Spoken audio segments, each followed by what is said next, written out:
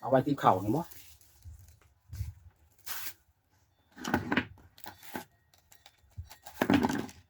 เอาไว้ที่เข่านี่พี่น้องเนาะ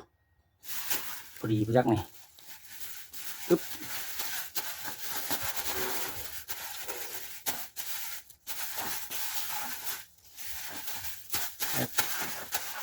เอาไว้ที่เข่านี่แหละพี่น้องเลยโอ้พ่อปลาออดเดี๋ยวมามื้อหน้าจะบอกเล่านี่เอาไว้ที่เข่านี่พี่น้องเนาะว่าสิยังเห็นหรือบ่หรือว่าจังใดเดี๋ยวจะเขียนเป็นตัวหนังสือไว้ติดไว้ให้ป้าออดว่าข้าวสารเจ้าบ่าวไฟเอามาแทนกินเมื่อวานนี้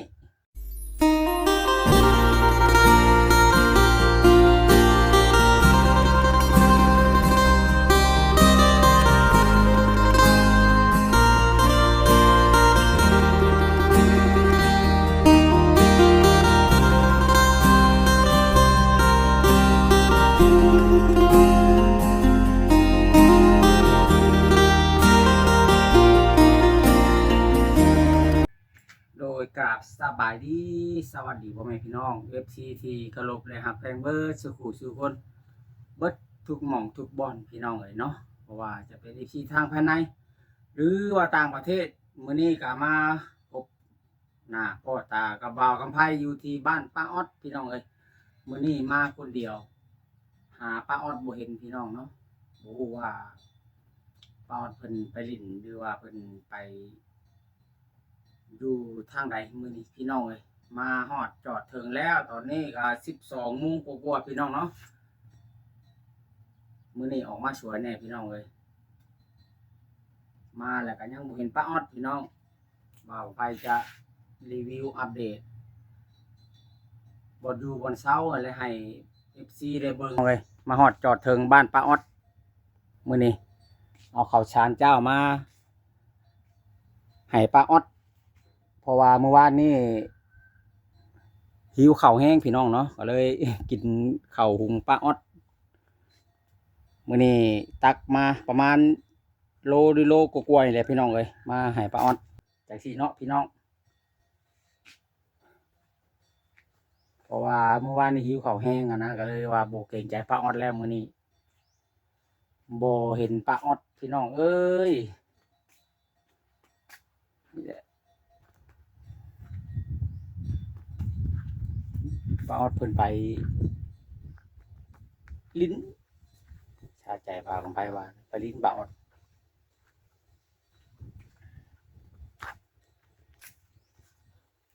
ป้าออดยังบ่ได้คือว่าจะปลูกผักท่านบ่ได้ยังบ่ทันได้ปลูกพี่น้องเอ้ยยังบ่มีเวลาพอดูว่าจังไดลองเบิ่งน้ำบาดาลก่อนพี่น้องออกหรือบ่โอ้ยังออกคือเก่าพี่น้องเอ้ยยังออกคือเก่าเห็นแต่ผักนางเลิศนี่พี่น้องนี่ลองมาปลูกผักนางเลิศ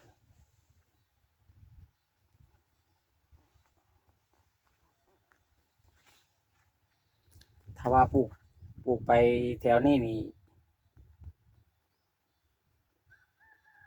ยามนี่แดดมันส่องถึงอยู่น่าจะงามพี่น้องเอ้ยดินในช่วงนี้น่าจะงามนะ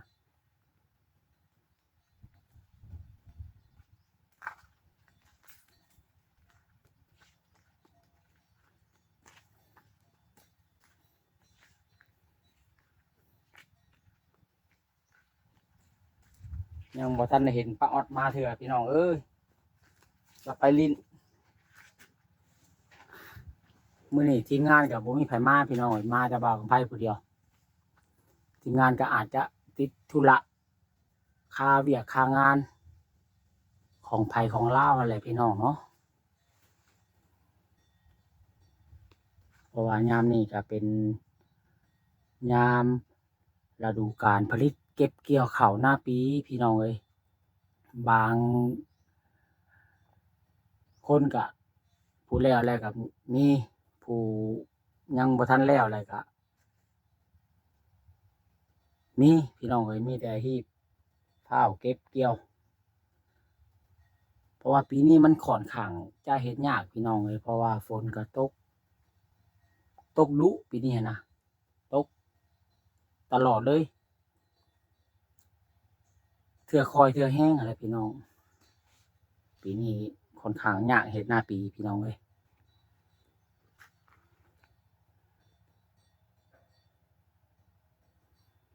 มาฮอดแล้วก็บ่เห็นป้าออดพี่น้องบัดนี้มาตั้งไกลพี่น้องเอ้ยเฮ็ดจังไดเด้บัดนี้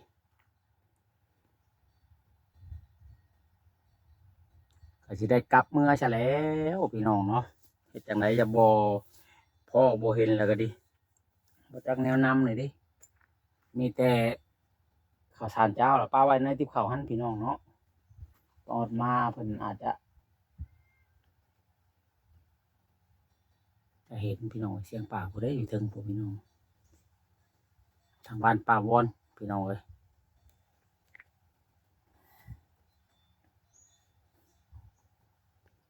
นี่แหละพี่น้องว่าใครสิเอาไว้ติดข้าวนี่พี่น้องเพราะว่ามื้อแรงป้าออดมานี่เราต้องเบิ่งอยู่แล้วติดข้าวเนาะพ่อแม่พี่น้องเอ้ยเพราะว่า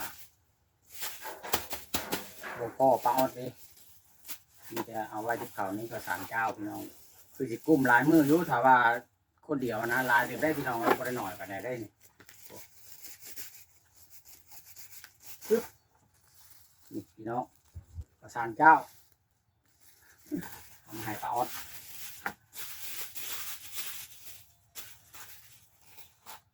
เข้าปีกายนี่ได้พี่น้องเลยบ่แม่นเข้าปีนี้เพราะว่าเข้าปีนี้นี่ยังบ่ได้ปั้นพี่น้องเลยยังเป็นพรเพื่องอยู่ยังบ่ได้ปั้นรอให้รถเขาเจ้าไปฮอดเขาเจ้าปั้นสะก่อนบางเทื่อก็จะเอามาให้ป้าออดซิมเบิ่งเขาเจ้ามะลิข้าวหอมมะลิพี่น้องเลย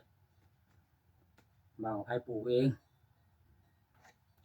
มาบ่พอแล้วก็จักสิจังได๋แลพี่น้องบางไผก็สิได้กลับซะแล้วพี่น้องเนาะบ่ฮู้ว่าป้าออดไปทางใดพี่น้องเอ้ยมีแต่สิหาเจียหามิเขียนไว้ว่าของฝากจากบ่าวของไผประสานเจ้าพี่น้องเอ้ยมาแทนป้าออดหากระดาษอยู่ทางใดเด้บัดนี้พี่น้องเนาะสิมีบ่กระดาษ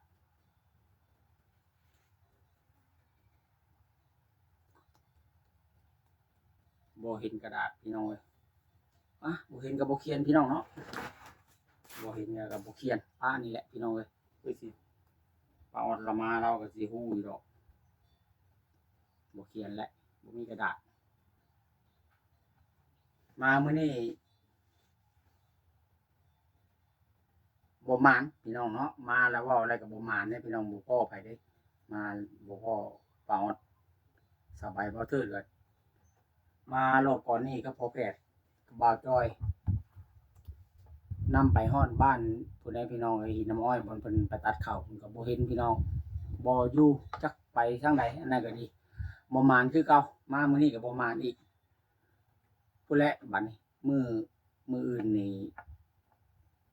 บางเทื่อก็อาจจะได้มาพี่น้องบางเทื่อก็อาจจะบ่ได้มามื้ออื่นนี่เพราะว่าบางเทื่อมีรถไปปั่นข้าวก็ย้านบ่ได้มานี่แหละพี่น้องเนาะเฮาบ่ได้มีเบอร์โทรติดต่อกันก็เลยมาแล้วก็เทื่อพ้อเทื่อบ่นั่นแหละพี่น้องเอ้ยก็บ่เป็นหยังมาฮอดแล้วก็กินแล้วก็กลับเมื่อพี่น้องเอ้ยจังใดก็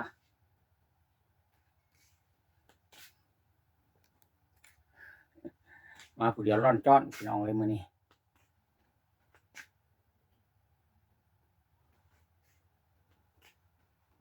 เห็นใส่ล็อกกลอนประตูกระแจเรียบร้อยพี่น้องเนาะก็จังว่าเพิ่นบ่อยู่นี่นะพี่น้องเอ้ย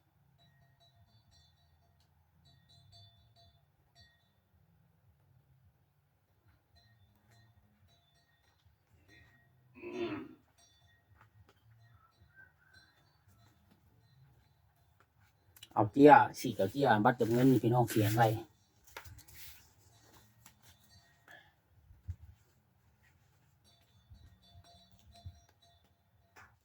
เอาบัดนี้พี่น้องเขียนแล้วเรียบร้อย อ่านออกบ่พี่น้องบ่าวไปเขียนข้าวสารเจ้าพี่น้องเอ้ยข้าวสารเจ้ามาดีของบ่าวคำไพมาฝากป้าออดแทนที่กินไปเพราะว่าเมื่อวานนี้ขอโทษป้าออดพี่น้องที่อยู่แห้งป้าออดเพิ่นอาจจะฮู้ดอกพี่น้องเนาะนี่แหละปลาไว้ติดเขานี้พี่น้องเลยมาบ่พอคนครับมีแต่เห็ดแนวนี้พี่น้องเนาะรู้ว่าสิบ่มีผู้มาทักไปที่เนาะโอเคพี่น้องมาฮอดบ่พ่อป้าออดแล้วก็สิขอตัวกลับสะก่อนได้พี่น้องเอ้ยจังได๋กะฝากพ่อแม่พี่น้องกดแชร์กดไลค์กดติดตามให้กำลังใจบ่าวกับไผคือเก่าคือเดิมเด้อพ่อแม่พี่น้องเอ้ยผิดพลาดประการใดก็ขอโทษขออภัยนำพ่อแม่พี่น้องนำ FC ที่เขามาเบิ่งมาชมมาติดตามให้กำลังใจตั้งแต่ต้นตลอดมาพี่น้องเอ้ยจังไดกะมื้อนี้มาผู้เดียวรอดจ้อนพี่น้องเนาะทีมงานก็คือสิบ่มีใครออกมาดอกพี่น้องเอ้ยเพราะว่าเมื่อวานนี้ก็พากันออกมาก็กลับเมื่อก็ค่ำมืดปืดตาบ่เฮ็ดมุ่งเฮ็ดเฮืองพี่น้องเอ้ยเพื่อฮอดบ้านฮอดเฮือนก็ดีนี่แหละพี่น้องมาแล้วก็บ่มีบ่พอแล้วก็ท้ายชุดท้ายนี่ก็กลับเท่านั้นตัวเนาะเฮ็ดจังไดบ่พอเลยเด้โอ้หม้องไปนำเลยพี่น้องเอ้ยบ่ฮู้แนวทายเว้าไผก็ดี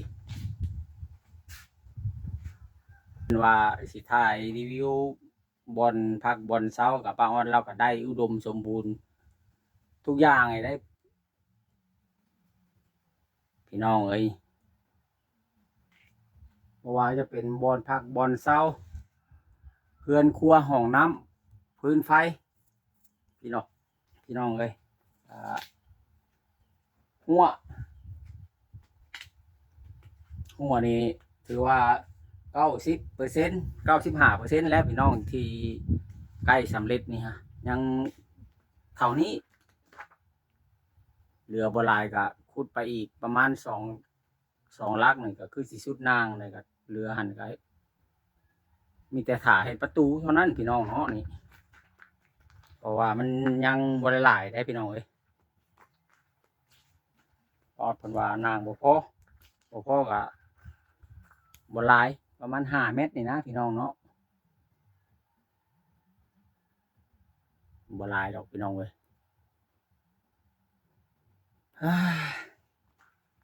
โอเคพี่น้องเด้อพี่น้องเอ้ยจากใดก็ฝากกดแชร์กดไลค์กดติดตามคือเก่าคือเดิมอะไรพี่น้องเอ้ยผิดพลาดประการใดขอโทษขออภัยนำ FC เบอร์สุขุทุกคนอีกทีนึงก็แล้วกันพี่น้องเนาะขอตัวกลับก่อนเด้อพ่อแม่พี่น้องป้องปายเบิดสุขุสุขคนบัดนี้มาบ่พ่อป้าออดแต่ก็มีแต่สิกลับพูดแล้วพี่น้องเอ้ยไว้มือหน้ามือในหรือว่ามีเวลาแล้วเขาแล้วน้ำพูดแล้วบัดนี้เถื่อมีรถเขาเจ้าไปปั้นเขากันแล้วเขาค้นเขาขึ้นเล่าขึ้นเนี้ยแล้วพูดแล้วจึงจะมีโอกาสได้มาอีกพี่น้องเนาะเพราะว่ามันบ่หลายคนผู้เดียวพี่น้องเอ้ยก็ยากแน่ค่อนข้างยากอะไรพี่น้องบ่ได้ว่าตั้งยากหลายได้พี่น้องบ่แม่นว่าค่อนข้างเนาะแต่ว่าเอาก็ต้องอดทนเอาพี่น้องเอ้ยเฮาอยากได้เฮาก็ต้องสู้ชนอดทนต่อไปพี่น้องเนาะว่าเพื่อจะให้ชีวิตของเฮานี่มีอยู่มีกินอะไรพี่น้องเอ้ยก็ต้องอดทนเอานักเอาเบาสู้กันแหละพี่น้องเนาะโอเคพี่น้องสำหรับคลิปนี้ว่าหลายกันยาวยืดปืดปุ่มไม้คุ้มเว้ามาแห้งหลายพี่น้องเลยผิดพลาดประการใดขอโทษขออภัยนำ FC เบิร์ดสุขุสุคนอีกเทื่อนึงกันแล้วกันพี่น้องสำหรับคลิปนี้ขอให้พ่อแม่พี่น้อง FC เบิร์ดสุขุสุคนจงอยู่ดีมีแห้งเด้อพ่อแม่พี่น้องเนาะปราศจากโรคภัยไข้เจ็บทุกสิ่งทุกอย่างร่ำรวยเงินคำตลอดปีตลอดไปไว้พอกันใหม่ในคลิปพุ่นแหละมือใดมาอีกพี่น้องเนาะสำหรับคลิปนี้ขอตัวก่อนพี่น้องสบายดีพี่น้องเอ้ย